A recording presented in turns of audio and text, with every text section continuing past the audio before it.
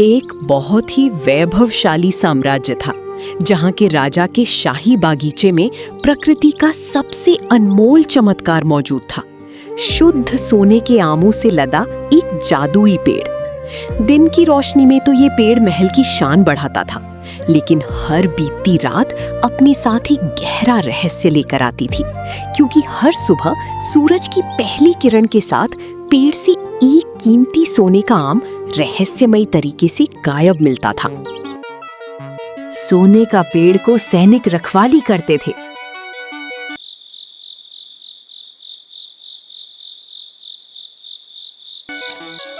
लेकिन रात होते ही सैनिक सो जाते हैं।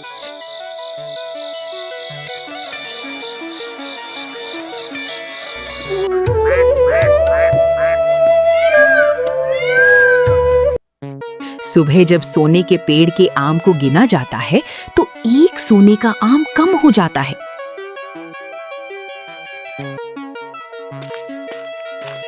तभी मंत्री दौड़ते हुए राजा के पास पहुंचता है।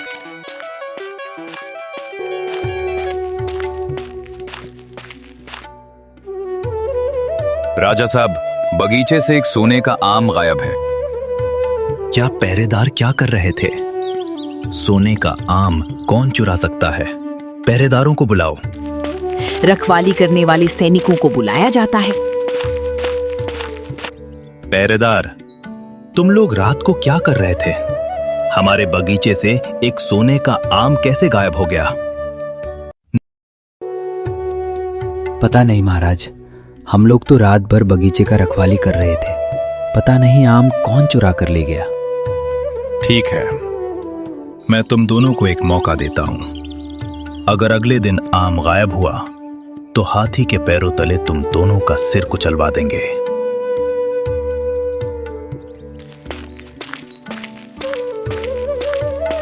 आम चोरी होने से राजा विक्रमादित्य बहुत ही चिंतित होते हैं कि हमारी सोने के पेड़ से कौन आम चुरा रहा है।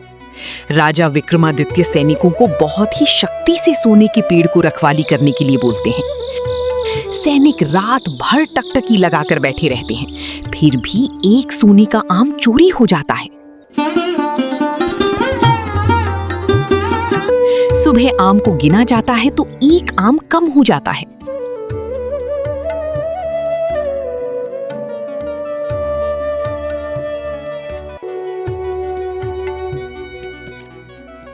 महाराज, आज भी बगीचे से एक सोने का आम गायब है।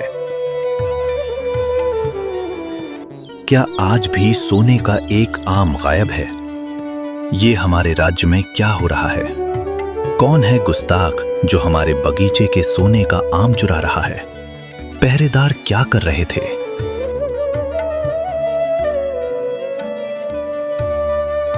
महाराज, हम लोग तो रात भर जगे ही थे, पर पता नहीं आम कौन चुरा रहा है। हमको लगता है कि सोने का आम कोई चुड़ैल या कोई भूत चुरा रहा है, जो हमको नजर नहीं आ रहा है। चुप कर बेवकूफ।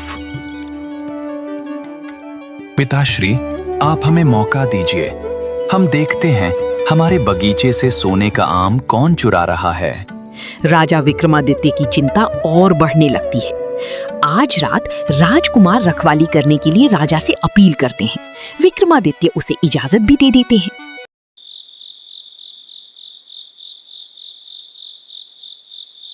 जब रात होती है तो राजकुमार बगीचे में सोने के आम को रखवाली करने लगते हैं।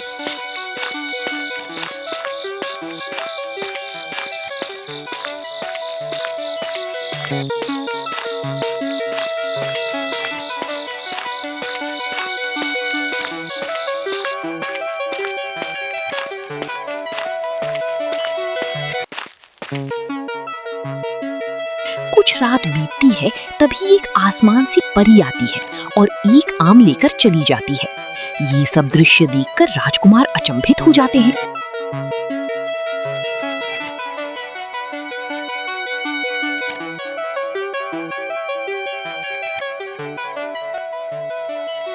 तो यही परी हमारे बगीचे के आम ले जा रही है।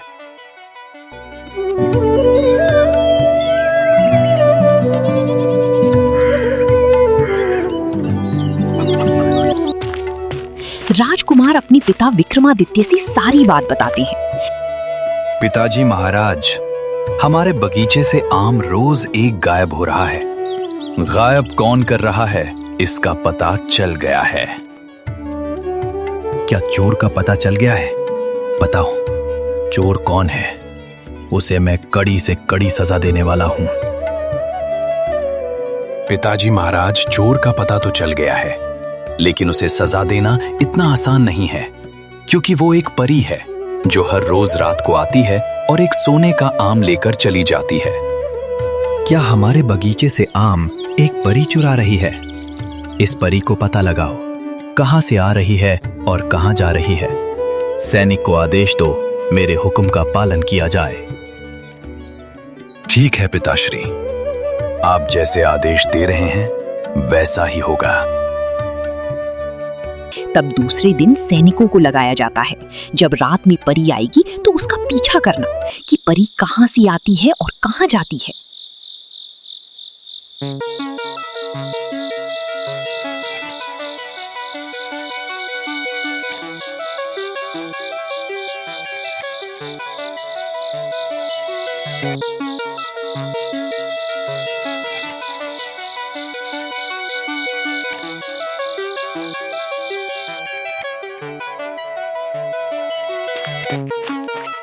जब परी आती है और आम लेकर जाने लगती है, तब सैनिक उसके पीछे पीछे दौड़ने लगते हैं।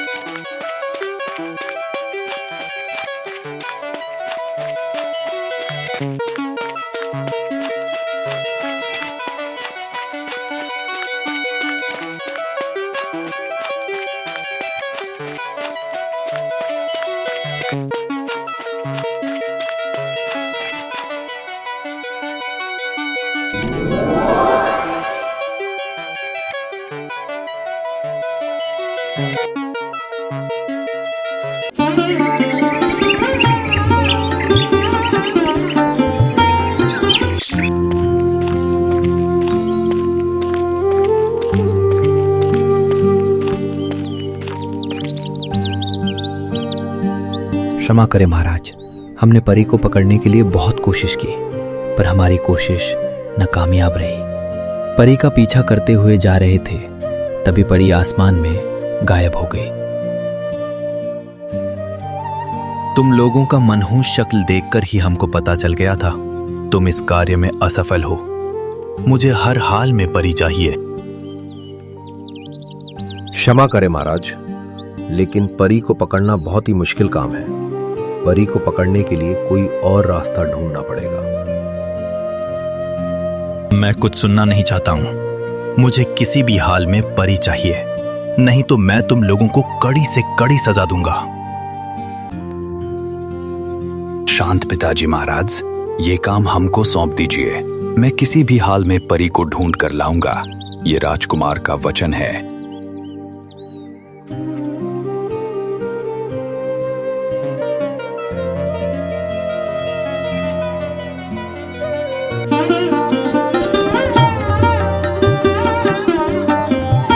सुबह सुबह राजकुमार परी की तलाश में निकल जाते हैं।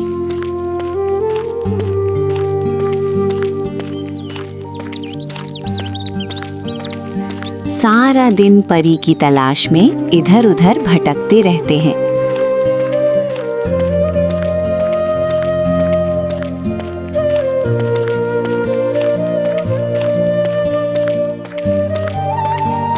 ढूंढते ढूंढते राजकुमार को रास्ते में एक चतुर लोमड़ी मिलती है।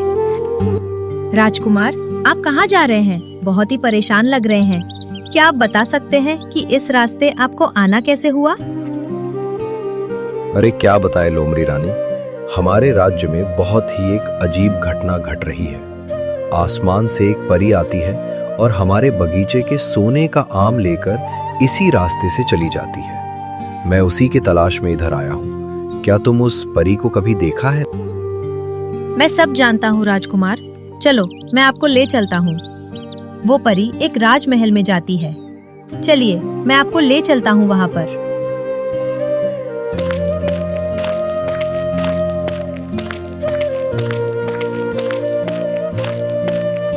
राजकुमार और चतुर लोमड़ी दोनों राजमहल की ओर निकल पड़ते हैं।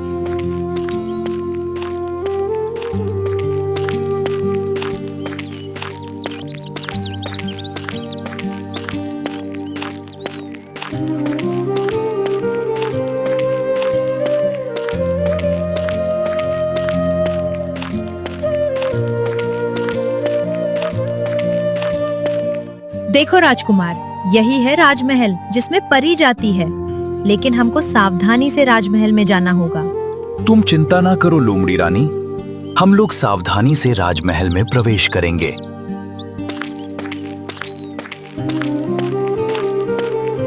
राजकुमार और चतुर लोमड़ी जब महल के अंदर जाते हैं, मम्मी प्लीज मुझे बाहर निकालो, मम्मी प्लीज। घबराओ मत गुड़िया रानी, मैं तुमको जल्द ही इन जालिमों से छुड़ा लूंगी। बस कुछ दिनों की बात तो है। देखते हैं कि परी की पुत्री को कैद कर रखे है और परी फूट फूट कर रो रही है। तुम लोग कौन हो भाई? इस राज्य के तो नहीं लगते। तुम किस लिए आए हो? पहले चोरी फिर सीना जोरी। मैं उसी राज्य से आया हूँ जहाँ से हर रोज तुम सोने के आम चुराती हो। मैं तुमको पकड़ने आया हूँ। तुम सोने का आम क्यों चुरा रही थी? क्षमा करे राजकुमार, सोने का आम मैं अपनी खुशी के लिए नहीं चुराती हूँ, बल्कि इन जालिमों ने मेरी बेटी को कैद कर लिया है। इसको छुड़ाने के लिए ये सब काम कर रही हूँ। राजकुमार मुझे क्षमा करे। अरे रे, एक और मुसीबत। मैं तुमको क्षमा कर रहा हूँ परी, लेकिन तुम्हारी बेटी को छुड़ाने के लिए क्या करना होगा? महल के सैनिक ने राजकुमार को परी से बात करते हुए देखकर राजकुमार को पकड़ लेते हैं और राजा के दरबार में लेकर चले जाते हैं। राजा साहब, ये आदमी हमारे राज्य में बिना कोई सूचना के घुसकर परी से चुपके से बात कर रहा था। तभी हम लोग इसको पकड़ लिए और दरबार में लेकर आए। क्या हमारे राज्य में बिना किसी इजाजत के घुसने का सजा इसको पता नहीं है? देखने में तो ये किसी राज्य का राजकुमार लगता है। बोलो मुजरिम, हमारे राज्य में बिना किसी सूचना के क्यों घुसे? क्या है तुम्हारा मकसद? क्षमा करें महाराज, मैं किसी मकसद से यहाँ नहीं आया हूँ। मेरे राज्य में शाही बगीचे से हर रोज एक सोने का आम परी चुरा रही थी। उसी का पता लगाते लगाते यहाँ तक पहुंचा। ओह, तो ये बात है। तो परी के बारे में तुम्हारा क्या विचार है? किसी निर्दोष को कैद करके रखना महापाप है महाराज। परी निर्दोष है और उसकी बेटी को इस राज्य ने कैद करके रखा है और उसका गलत उपयोग कर रहा है। परी को छोड़ दीजिए महाराज, मैं आपसे विनती कर रहा हूं। छोड़ देंगे, लेकिन एक शर्त है। अगर तुम वो शर्त पूरा कर दो तो हम छोड़ देंगे। वो शर्त क्या है महाराज?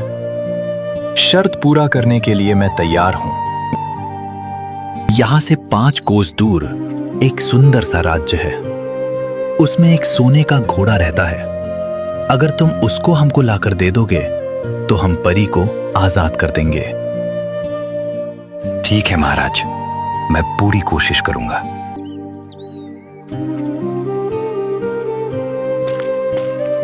राजकुमार की मुश्किलें दिन पर दिन बढ़ती जा रही थी। एक चुनौती खत्म ही नहीं होती, तभी दूसरा मुसीबत खड़ी हो जाती है। क्या हुआ राजकुमार? बहुत चिंतित लग रहे हैं, क्या बात है? क्या बताएं लोमड़ी रानी, एक और मुसीबत खड़ी हो गई है। राजकुमार चतुर लोमड़ी को सारा बात बता देते हैं। राजकुमार और चतुर लोमड़ी दूसरे राज्य को ढूंढते ढूंढते आखिरकार उन लोगों को राज्य मिल ही जाता है। राजकुमार और चतुर लोमड़ी चुपके से राजमहल के अंदर प्रवेश करते हैं। राजकुमार, यही सोने का घोड़ा है, देख रहे हो कितना सुंदर है। देख रहा हूं लोमड़ी रानी, ऐसा घोड़ा मैं अपने जीवन में कभी नहीं देखा है। वाकई अद्भुत घोड़ा है। राजकुमार और चतुर लोमड़ी सोने का घोड़ा को देख ही रहे थे, तभी राज्य के सैनिक आकर राजकुमार को पकड़ लेते हैं और फिर राजा के सामने पेश करते हैं।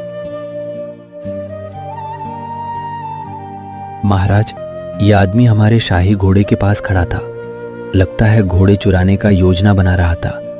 तभी हम लोगों ने इसको पकड़ लिया और दरबार में लाए। जो लोग हमारे शाही घोड़े के तरफ आंख उठाकर भी देखा तो उसका आंख निकाल लेते हैं। लगता है इसको हमारे शक्ति का अंदाजा नहीं है। ये आदमी तो हमारे राज्य का नहीं लगता। क्षमा करें महाराज, मैं बहुत ही धर्म संकट में फंस गया हूं। धर्म संकट? कैसा धर्म संकट में फंस गए हो? साफ साफ बताओ। हमारे राज्य में किस मकसद से आए हो? महाराज, मैं हर रोज एक नई मुसीबत में फंस जाता हूं। राजकुमार राजा को सारी बात बता देते हैं और राजा कुछ देर सोचने के बाद राजकुमार के सामने एक शर्त रख देते हैं। चलो ठीक है, मैं शाही सोने का घोड़ा तो तुमको दे दूंगा, लेकिन एक शर्त है। वो शर्त क्या है महाराज? मैं हर शर्त मानने के लिए तैयार हूं। कृपया अपना शर्त बताएं। तो शर्त ये है, हमारे राजमहल के रास्ते में एक पहाड़ है। अगर तुम उस पहाड़ को तोड़कर रास्ता बना दोगे तो मैं तुमको शाही घोड़े को दे दूंगा। शर्त मुझे मंजूर है महाराज।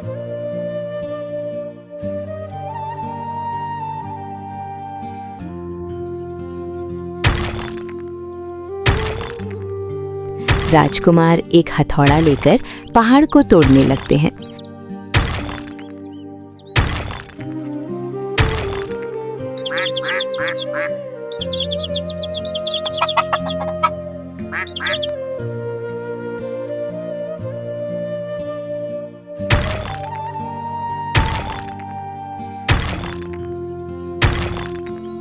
पहाड़ को तोड़ते तोड़ते कई दिन और रात बीत चुकी थी, लेकिन राजकुमार का हथौड़ा रुकने का नाम नहीं ले रहा था।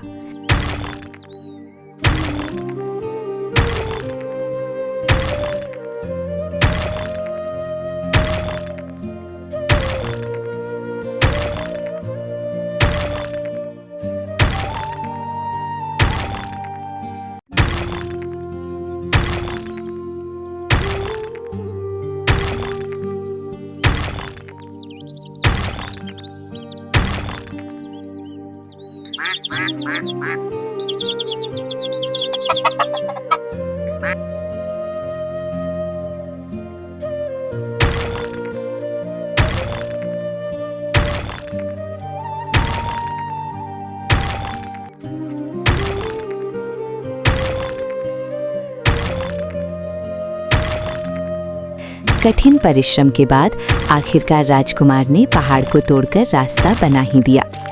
राजा इस कार्य को देखकर अचंभित हो जाते हैं और राजकुमार से भेंट करने के लिए खुद पहुंचते हैं।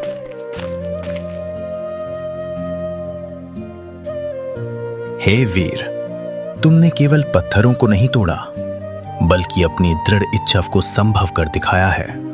जहां लोगों को सिर्फ एक रुकावट दिखती थी, वहां तुमने अपनी मेहनत से प्रगति का मार्ग बना दिया।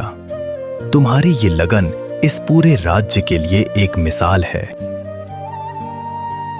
महाराज, मैं तो एक तुच्छ इंसान हूं। बस किसी की जान बचाने के लिए ये सब करना पड़ा। तुम्हारे इन हाथों ने सिर्फ 10 दिनों में वो कर दिखाया जो सैकड़ों मजदूर महीनों में नहीं कर पाते।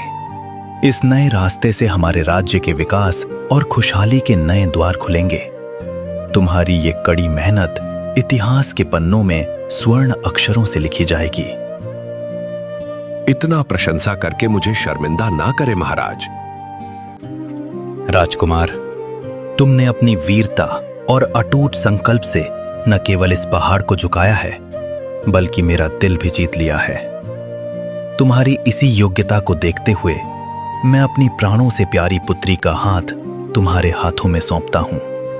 साथ ही हमारे राज्य की शान, ये शाही सोने का घोड़ा आज से तुम्हारा हुआ। तुम दोनों की जोड़ी इस राज्य का गौरव बढ़ाए। यह तो आपकी महानता है महाराज कि मेरे जैसे राजकुमार को इतना योग्य समझा। मैं हमेशा आपका आभारी रहूंगा। राजा बहुत ही प्रसन्न होते हैं और सोने के घोड़े के साथ साथ अपनी पुत्री का विवाह राजकुमार से कर देते हैं। सुबह राजकुमार सोने के घोड़ा और राजकुमारी को लेकर दूसरे राज्य की ओर निकल जाते हैं।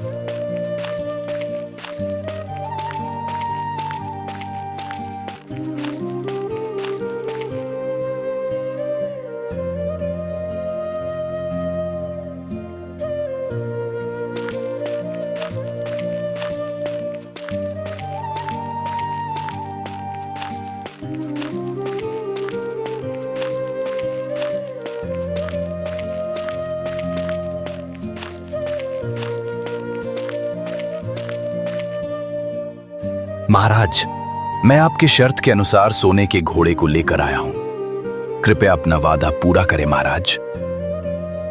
अवश्य पूरा करूंगा, लेकिन मुझे तो यकीन ही नहीं हो रहा है कि अब ये सोने का घोड़ा हमारे राज्य का शान बन गया है। आज मैं बहुत खुश हूं। बहुत सालों से इस सोने के घोड़ा पर मेरी निगाह थी। मेरा लाख कोशिश के बावजूद भी ये घोड़ा हमारे हाथ नहीं लगा। आज मैं बहुत खुश हूं। आज मैं भरी सभा में ये ऐलान करता हूं कि परी की बेटी को आजाद कर दिया जाए। शुक्रिया महाराज, अपना वादा पूरा करने के लिए।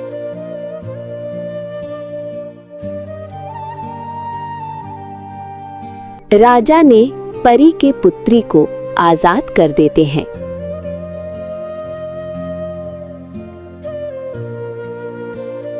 हमारी बेटी को आजाद कराने के लिए शुक्रिया राजकुमार। मैं तुम्हारा हमेशा हमेशा के लिए ये एहसान नहीं भूलूंगा।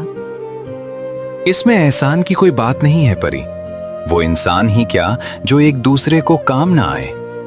सब ऊपर वाले का खेल है, मैं तो सिर्फ जरिया था। ठीक है राजकुमार, अब हम चलते हैं। मेरी प्रणाम स्वीकार करें।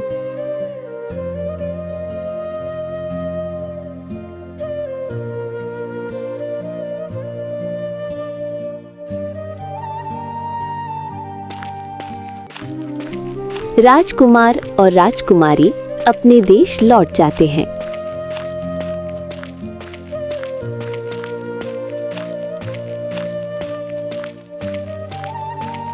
दोस्तों, अगर वीडियो पसंद आया हो तो सबसे पहले लाइक करें, फिर कमेंट में अपनी राय जरूर बताएं। उसके बाद अपने दोस्तों के साथ शेयर करें और अंत में कान्हा हिंदी टून्स को सब्सक्राइब करके बेल दबाना बिल्कुल न भूलें। मिलते हैं अगली वीडियो में। Bye bye.